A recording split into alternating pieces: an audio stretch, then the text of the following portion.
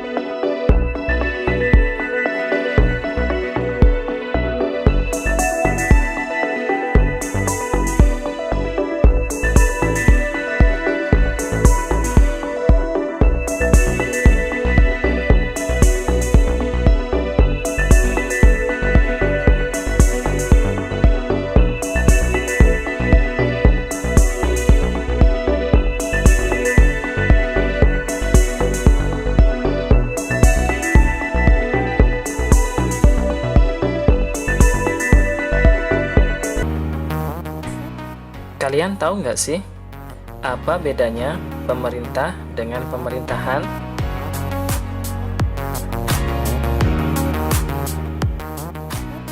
Dan mengapa dalam penyelenggaraan pemerintahan negara Republik Indonesia perlu adanya implementasi nilai-nilai Pancasila? Temukan jawabannya dalam pembahasan di video pembelajaran kali ini. Materi bab 1, kelas 10, semester 1, tentang nilai-nilai Pancasila dalam kerangka praktik penyelenggaraan pemerintahan negara Republik Indonesia.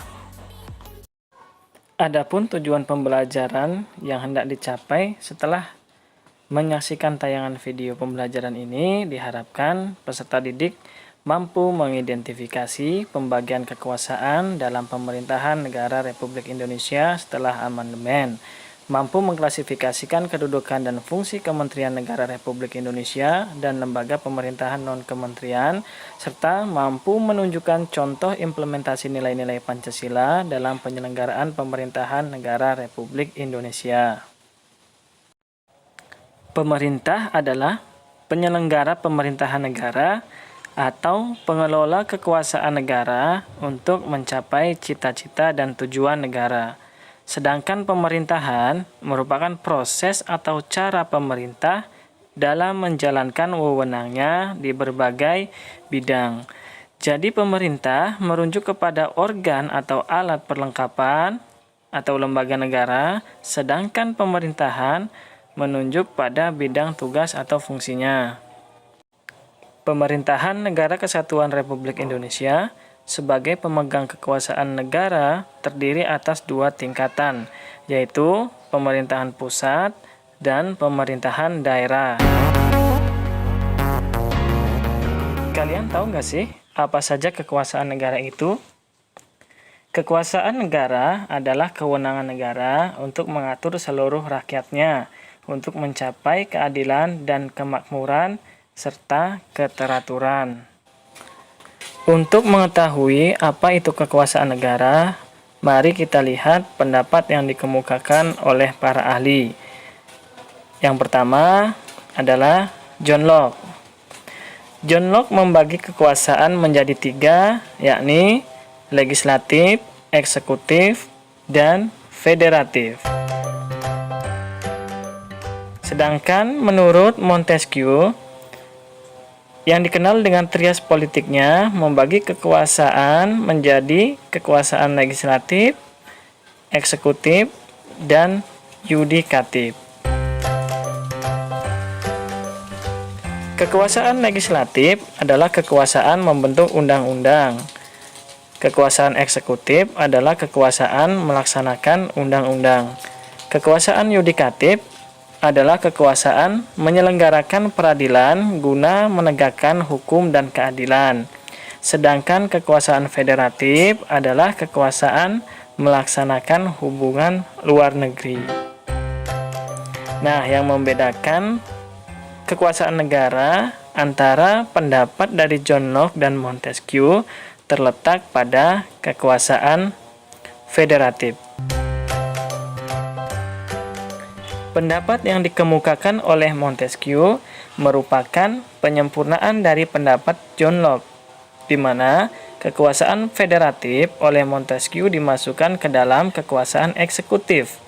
Fungsi mengadili dijadikan kekuasaan yang berdiri sendiri. Dan ketiga kekuasaan tersebut dilaksanakan oleh lembaga-lembaga yang berbeda yang sifatnya terpisah. Nah, kalian tahu nggak sih apa konsep kekuasaan yang dianut oleh negara kita ini? Dalam sebuah praktek ketatanegaraan, tidak jarang terjadi pemusatan kekuasaan pada satu orang saja, sehingga pengelolaan sistem pemerintahan dilakukan secara absolut atau otoriter. Untuk menghindari hal itu, perlu ada pemisahan atau pembagian kekuasaan agar terjadi kontrol dan keseimbangan di antara lembaga pemegang kekuasaan. Dan negara Indonesia menerapkan mekanisme pembagian kekuasaan yang mengadopsi dari apa yang dikemukakan oleh Montesquieu, yakni membagi kekuasaan negara menjadi kekuasaan legislatif, eksekutif, dan yudikatif, di mana ketiga kekuasaan tersebut tidak dipisahkan dan dimungkinkan ada koordinasi atau kerjasama antara kekuasaan yang satu dengan lainnya. Tidak seperti di Amerika Serikat yang menerapkan pemisahan kekuasaan murni dengan memisahkan kekuasaan negaranya dan berjalan sendiri-sendiri. Mekanisme pembagian kekuasaan di Indonesia diatur sepenuhnya di dalam Undang-Undang Dasar Negara Republik Indonesia. Penerapan pembagian kekuasaan di Indonesia terdiri atas dua bagian, yaitu pembagian kekuasaan secara horizontal dan pembagian kekuasaan secara vertikal. Namun, pembagian kekuasaan pada tingkat pemerintahan pusat mengalami pergeseran setelah amandemen. Pergeseran yang dimaksud adalah pergeseran klasifikasi kekuasaan negara yang mulanya atau umumnya terdiri atas 3 jenis kekuasaan menjadi 6 kekuasaan negara. Dapat dilihat pada bagan berikut ya. Ada tambahan kekuasaan negara yang tadinya ada 3, eksekutif, yudikatif, dan legislatif, ditambah lagi oleh kekuasaan konstitutif, moneter, dan eksaminatif. Kekuasaan konstitutif yaitu kekuasaan untuk mengubah dan menetapkan undang-undang dasar. Kekuasaan eksaminatif yaitu kekuasaan yang berhubungan dengan penyelenggaraan pemeriksaan atas pengelolaan dan tanggung jawab tentang keuangan negara. Sedangkan kekuasaan moneter yaitu kekuasaan untuk menetapkan dan melaksanakan kebijakan moneter, mengatur dan menjaga kelancaran sistem pembayaran, serta memelihara kestabilan nilai rupiah. Sedangkan pembagian kekuasaan secara vertikal merupakan pembagian kekuasaan berdasarkan tingkatannya, yaitu pembagian kekuasaan antara beberapa tingkatan pemerintahan. Berdasarkan pasal 18 ayat 1 Undang-Undang Dasar Negara Republik Indonesia tahun 1945, pembagian kekuasaan secara vertikal di negara Indonesia berlangsung antara pemerintahan pusat dan pemerintahan daerah yang meliputi pemerintahan provinsi dan pemerintahan kabupaten atau kota. Pembagian kekuasaan secara vertikal muncul sebagai konsekuensi dari diterapkannya asas desentralisasi di Negara Kesatuan Republik Indonesia. Dengan asas tersebut, pemerintah pusat menyerahkan wewenang pemerintahan kepada pemerintah daerah otonom, provinsi dan kabupaten atau kota untuk mengurus dan mengatur sendiri urusan pemerintahan di daerahnya, kecuali urusan pemerintahan yang menjadi kewenangan pemerintahan pusat, yaitu kewenangan yang berkaitan dengan politik luar negeri, pertahanan, keamanan, justisi, agama, moneter, dan fiskal. Hal tersebut ditegaskan dalam pasal 18 ayat 5 Undang-Undang Dasar Negara Republik Indonesia tahun 1945 yang menyatakan pemerintah daerah menjalankan otonomi seluas-luasnya kecuali urusan pemerintahan yang oleh undang-undang ditentukan sebagai urusan pemerintahan pusat. Kalian tahu nggak sih siapa yang membantu presiden dalam menjalankan roda pemerintahan?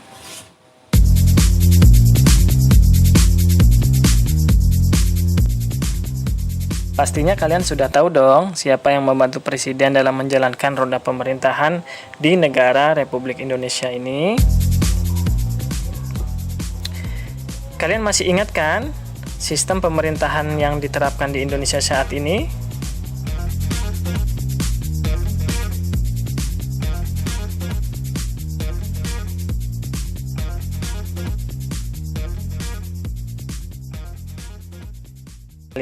Sistem pemerintahan yang digunakan di Indonesia adalah presidensil, di mana kedudukan presiden sangat kuat karena ia merupakan kepala negara sekaligus sebagai kepala pemerintahan. Presiden Republik Indonesia dalam menjalankan roda pemerintahan negara Republik Indonesia dibantu oleh seorang wakil presiden yang dipilih bersamaan dengannya melalui pemilihan umum, serta membentuk beberapa kementerian negara yang dipimpin oleh menteri-menteri negara. Kalian tahu siapa presiden dan wakil presiden kita saat ini? Ya, betul sekali. Bapak Joko Widodo selaku kepala negara atau selaku presiden dibantu oleh Kiai Ma'ruf Amin sebagai wakilnya. Tugas dan kewenangan presiden sangatlah banyak. Oleh sebab itu, tidak mungkin presiden mengerjakan sendiri tugas-tugas tersebut. Maka dari itu, presiden memerlukan bantuan dari orang lain untuk membantunya. Nah, selain wakil presiden, presiden juga dibantu oleh para menteri. Nah, berikut adalah logo Kementerian Negara Republik Indonesia. Keberadaan Kementerian Negara Republik Indonesia telah diatur secara tegas dalam Pasal 17 Undang-Undang Dasar Negara Republik Indonesia tahun 1945 yang menyatakan bahwa Presiden dibantu oleh menteri-menteri negara. Menteri-menteri itu diangkat dan diberhentikan oleh Presiden. Setiap menteri membidangi urusan tertentu dalam pemerintahan. Pembentukan, pengubahan, dan pembubaran kementerian negara diatur dalam undang-undang. Selain itu, diatur juga dalam Undang-Undang Republik Indonesia Nomor 39 Tahun 2008 dan Peraturan Presiden Nomor 7 Tahun 2015. Nah, berikut adalah susunan Kementerian Negara Republik Indonesia masa jabatan Jokowi Ma'ruf yang terbagi atau terdiri dari beberapa kementerian koordinator. Yang pertama, Kementerian Koordinator Bidang Politik, Hukum, dan Keamanan yang diketuai oleh Mahfud MD. Kementerian Koordinator Bidang berikutnya adalah bergerak di bidang perekonomian yang diketuai oleh Bapak Airlangga. Kementerian Koordinator berikutnya bergerak di bidang pembangunan manusia dan kebudayaan yang diketuai oleh Bapak Muhadjir Effendi. Dan yang terakhir, Kementerian Koordinator di bidang kemaritiman dan investasi yang diketuai oleh Bapak Luhut Panjaitan. Nah, untuk pembagian kementerian-kementeriannya dan nama-nama menterinya silakan dapat dilihat pada gambar tersebut. Selain memiliki kementerian negara, Republik Indonesia juga memiliki lembaga pemerintah non-kementerian yang dahulu namanya Lembaga Pemerintah Non-Departemen.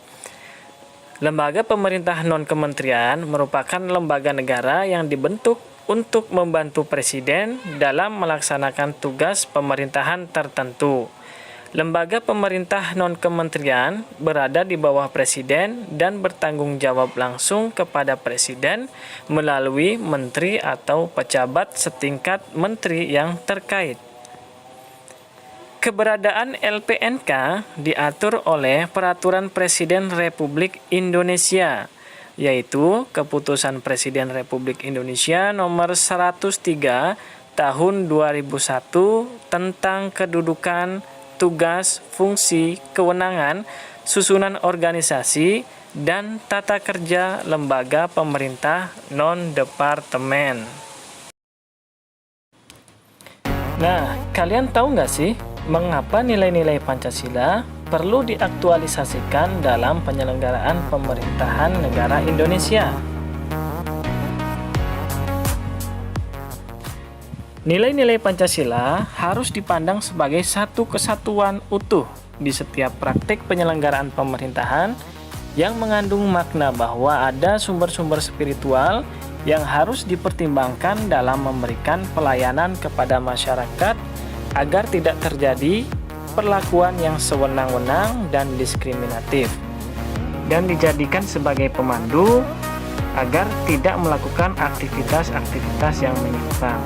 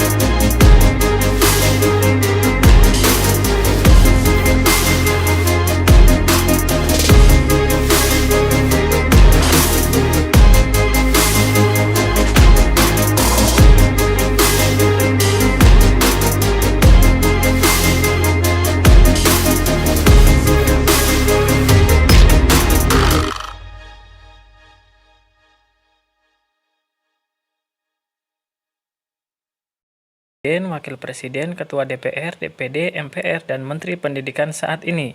Terakhir, mengapa diperlukan adanya aktualisasi nilai-nilai Pancasila dalam praktek penyelenggaraan pemerintahan negara Republik Indonesia?